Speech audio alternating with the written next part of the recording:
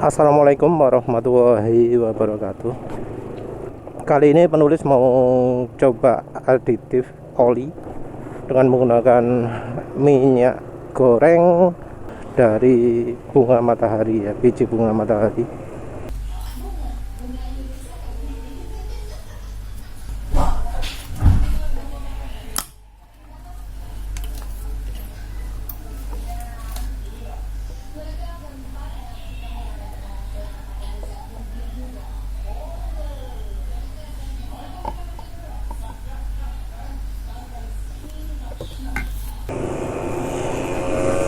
Ya memang ya, selain dari minyak sawit, harga minyak goreng itu ternyata cukup mahal. Jadi memang harga minyak goreng itu dikendalikan alias dibuat sengaja murah gitu. Ya jadinya repot juga karena minyak sawit yang kualitas tinggi jadi sedikit ya. Karakteristik minyak biji bunga matahari ini sepertinya dari kandungan asam lemaknya itu dari minyak jenuhnya itu rendah ya.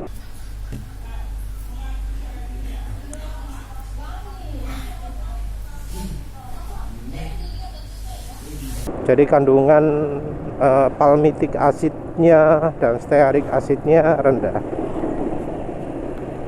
Kalau karakteristiknya begitu, prediksinya ini nggak begitu licin. Tapi mungkin daya tahan pemakaiannya akan lebih lama. Kita isi dulu ya.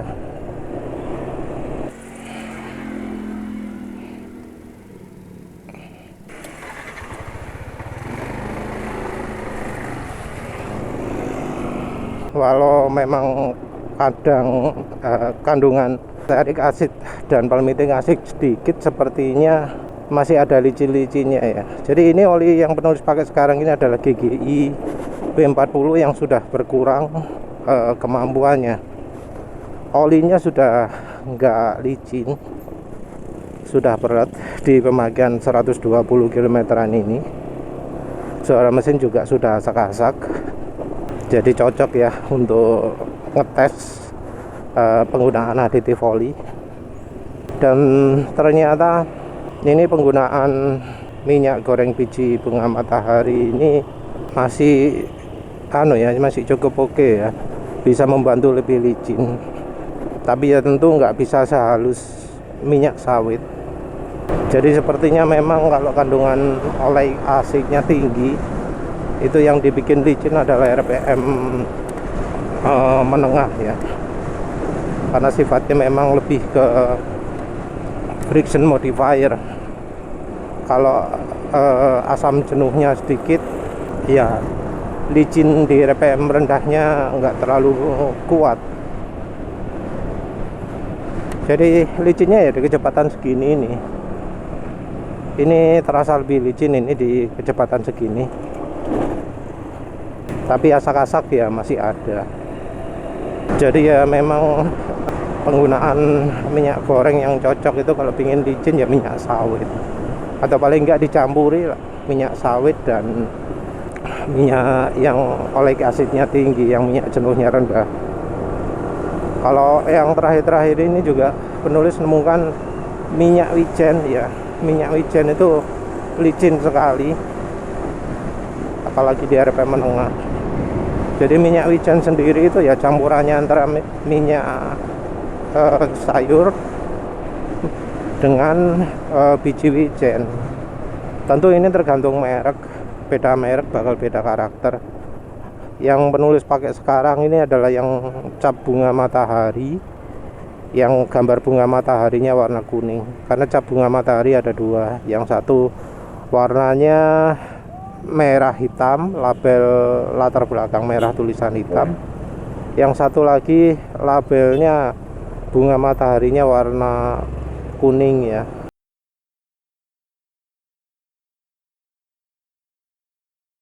Jadi warna-warni labelnya. Yang penulis pakai yang itu. Penulis juga sudah coba yang 100% sumbangan dari pemirsa.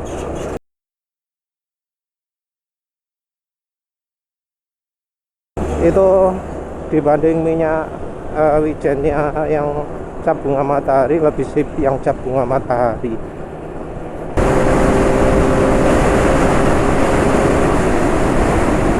Ini untuk dipakai kencang ternyata licin juga ya. Ternyata nambah licin juga ya kalau untuk kecepatan tinggi. Atau ya mungkin karena aditifnya oli aslinya jadi bekerja. Tapi saya masih kurang licin ya. Jadi penulis mau tambahi dulu lah. Apa jenenge? Gasoli G1000 dulu.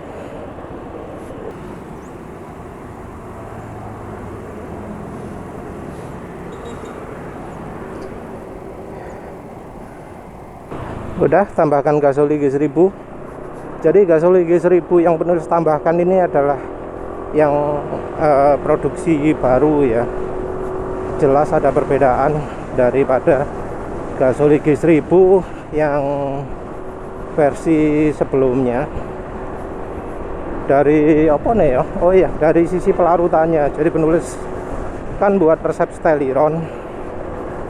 Nah, resep stylironnya itu kan biasanya antara gasoli G1000 minyak goreng atau minyak wijennya dengan minyak silikonnya itu misah. Jadi minyak silikonnya setelah dicampur dalam waktu beberapa detik ya, waktu 1 menitan lah, itu akan misah.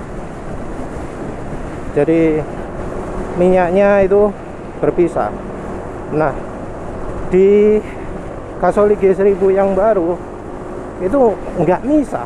Jadi dalam suhu ruangan gasoli G1000 nya membuat antara minyak silikon dengan yang lain itu nyampur. Jadi yang terpisah cuma bagian sedikit tok gitu. Formula gasoli G1000 yang baru antara silikon dengan minyaknya dengan minyak gorengnya jadi nyampur, padahal harusnya sebelumnya itu segini ya. Tapi setelah dikasih gasoli G1000 jadi nyampur. Jadi nggak misah lagi walau sudah dibiarkan seharian. Ini sudah lebih dari sehari, lebih dari 24 jam. Tapi masih tetap nggak misah. Berarti ada sesuatu yang beda di gasoli G1000 yang baru. Dan ini terjadi walau sudah cukup lama juga. Jadi mungkin sekarang sudah sekitar seminggu lebih. Nah, yang terpisah itu mungkin cuma gasoli G1000 nya ya, entah apa gitu, cairan agak encer. Tapi antara minyak goreng dan minyak silikonnya jadi nyampur. Tapi ini di suhu ruangan ya. Karena begitu dipanaskan, jadi anggap aja di suhu kerja, itu jadi misah lagi antara minyak silikon dengan yang lain.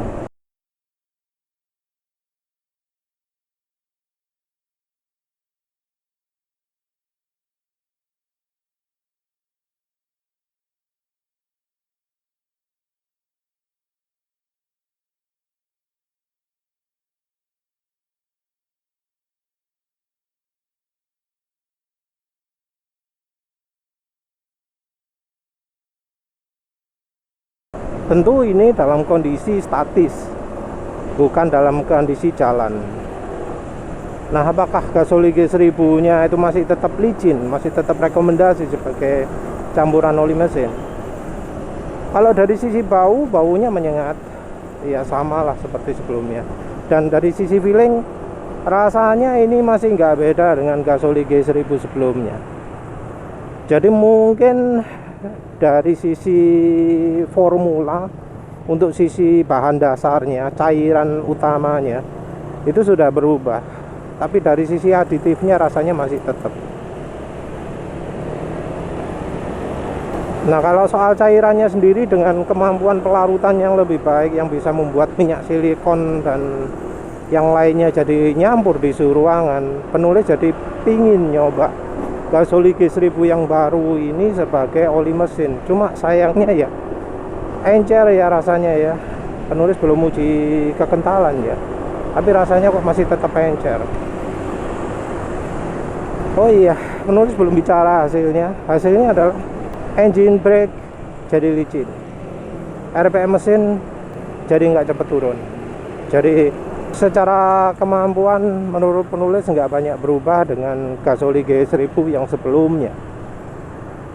Apalagi tadi sudah ditambahkan terlebih dahulu minyak goreng bunga matahari. Ini suara sak-sak juga sudah berkurang ya.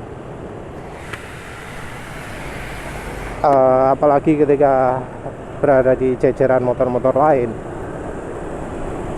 Jadi asak-asaknya sudah berkurang ini. Engine brake minim. Ini sudah mau sampai kantor dan ternyata masih licin ya. Jadi rasanya Gasoli G1000-nya secara aditifnya masih tetap walau cairannya sudah berubah. Untuk minyak gorengnya ya sepertinya harus diperlakukan seperti halnya minyak jagung dan minyak canola. Jadi perlu tambahan minyak sawit. Ya wes itu saja. Terima kasih sudah menonton. Assalamualaikum warahmatullahi wabarakatuh.